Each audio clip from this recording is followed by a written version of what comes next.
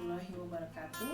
Kali ini kita akan bahas terkait dengan permasalahan pada remaja. Yang akan kita bahas adalah terkait dengan insomnia serta hipersomnia seperti itu.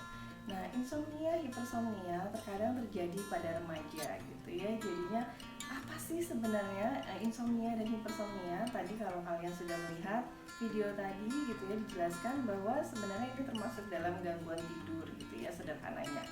Jadi gangguan tidur seperti apa sih gitu ya? Sebenarnya gangguan tidur tuh banyak sekali ya, tapi kedua diantaranya adalah ya tadi insomnia dan hipersomnia. Mungkin orang lebih mengenal insomnia ya dibandingkan hipersomnia. Tapi apa sih bedanya keduanya? Insomnia adalah gangguan sulit tidur seperti itu. Jadinya remaja merasa kesulitan untuk mengalami tidur ya, untuk kesulitan untuk tidur ya, seperti itu. Kemudian kalau yang hipersomnia itu adalah mereka kebalikannya ya, jadinya yang tadi sulit tidur ini malah gampang sekali tidur, mudah sekali untuk bisa ngantuk, merasa ngantuk gitu ya. Sepertinya kalau tidak tidur tuh rasanya lelah seperti itu, jadinya mudah sekali untuk merasa kantuk gitu ya. Nah, ini kenapa sih gitu ya? Kedua hal ini bisa terjadi, banyak faktor yang bisa menyebabkannya. Tadi juga sudah dijelaskan gitu ya di video bahwa diantaranya adalah terkait dengan stres, kemudian depresi, kemudian memang sedang tidak fit, sedang tidak sehat gitu ya, sedang minum obat-obatan atau medis seperti itu. Jadi banyak sekali faktor yang bisa menyebabkan hal ini bisa terjadi gitu ya. Nah, terkait dengan remaja sendiri, kenapa sih ini bisa terjadi pada remaja gitu ya?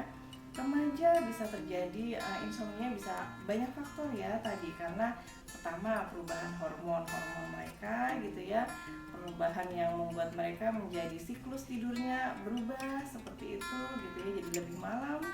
Kemudian yang kedua, mereka mulai mendapatkan tugas-tugas di sekolah yang lebih banyak seperti itu, jadinya mereka terkadang menyelesaikan dalam satu waktu, mereka tidur malam, begadang gitu ya, deadline.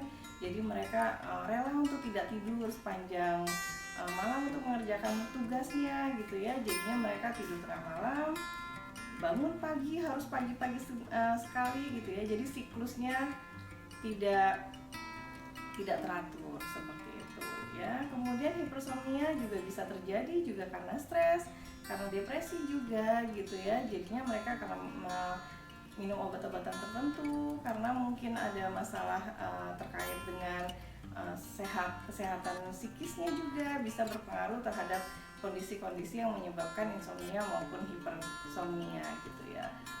Selain itu yang ketiga adalah bisa jadi karena mereka ya tadi ya, tekanan ya, jadinya stres gitu ya, karena berbagai permasalahan pada remaja sedang mencari jati dirinya, kadangkala banyak permasalahan yang membuat mereka menjadi stres gitu ya, diantaranya terkait dengan pertemanan, kemudian kondisi keluarga, kemudian dengan pasangan ya, dalam artian mungkin tadi istilahnya dengan pacar gitu ya, biasanya ya terkait dengan tadi yang membuat mereka menjadi stres gitu ya, jadinya mereka memikirkannya gitu ya, jadi tidak bisa tidur gitu ya. Atau ya tadi kebalikannya, jadinya mereka benar-benar kok mudah sekali ya saya merasa lelah gitu ya, kok mudah sekali ya saya gampang sekali untuk tidur gitu ya. Kalau yang insomnia mungkin bisa ditandai dengan tidurnya nggak bisa tidur saat malam hari, susah sekali untuk tidur gitu ya. Kemudian ketika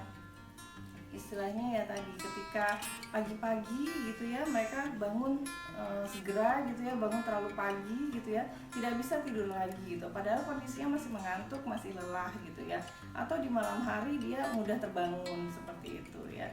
Kemudian kalau hipersomnia ya tadi, tidur siang udah tidur gitu ya, mudah sekali untuk tidur gitu ya. Kemudian malam juga sepertinya mudah ngantuk, langsung cepet tidur gitu ya, tapi rasanya masih saja tetap mengantuk gitu ya, masih saja kok kayaknya lelah gitu ya, maunya tidur saja seperti itu. Keduanya ini menjadi hal yang harus diantisipasi gitu. Kenapa? Karena kalau tidak, itu bisa berdampak terhadap kesehatan mental remaja itu sendiri, ataupun terkait dengan fisiknya ya, mereka jadi bisa sakit secara fisik dan juga secara psikisnya ya, mentalnya jadi terganggu bisa jadi gitu ya.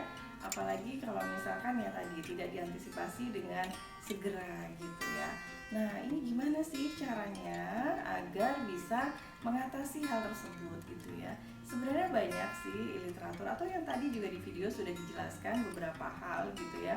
Mungkin sebaiknya kita punya jam khusus untuk bisa tidur. Jadi kita benar-benar disiplin terkait dengan jam tidur kita agar lebih teratur jam biologis untuk tidur seperti itu. Kemudian yang kedua, saat waktunya mau tidur, coba uh, coba untuk bisa sementara waktu untuk tidak memegang gawai gitu ya, gadget gitu ya, menyingkirkan beberapa pekerjaan gitu ya. Jadinya sementara untuk bisa meninggalkan tugas-tugasnya dulu, dalam artian ya tadi ya istilahnya bisa dilanjutkan untuk keesokan harinya gitu.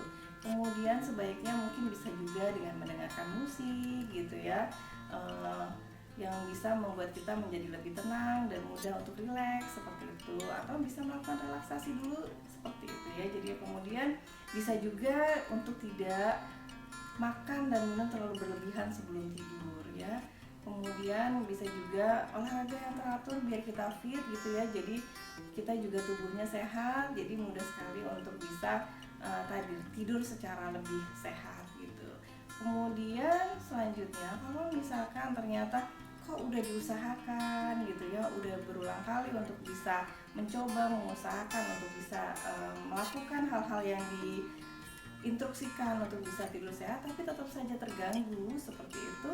Nah, harapannya sebaiknya di Anda untuk bisa remaja-remaja ini bisa dikonsultasikan ke psikolog-psikolog seperti itu, atau ke dokter gitu ya, untuk bisa dicari tahu gitu ya kenapa penyebabnya lebih lanjut, kemudian bisa dilakukan konseling agar bisa tadi tidur lebih efektif di kemudian hari seperti itu. Jadinya mungkin dikurangi juga pikiran-pikiran sebelum, ya tadi intinya kita perlu relax dulu untuk bisa tidur secara lebih sehat gitu ya. Jadi mencari cara untuk bisa tidur dengan lebih nyaman, lebih sehat gitu. Itu mungkin ya, jadinya cukup sampai ini gitu ya penjelasan tentang insomnia dan hipersomnia. Mudah-mudahan bisa bermanfaat gitu. Terima kasih.